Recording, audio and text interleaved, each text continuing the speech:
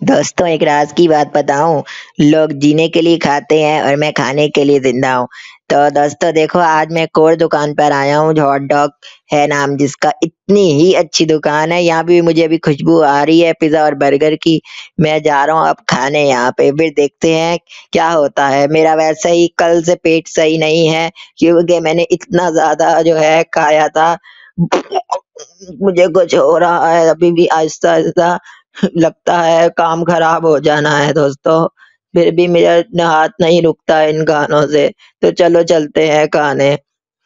तो दोस्तों मुझे इतनी ज्यादा जो है ना अभी भी पेट में हो रहा है, तो चले चलते हैं। दोस्तों इतना मजे का पिज्जा है, इतना मजा आया मुझे खाने का। ओ, ये लो, ये क्या हो गया? दोस्तों काम खराब हो गया। दोस्तों क्या करूं अब, ज्यादा ही खा लिया लगता है।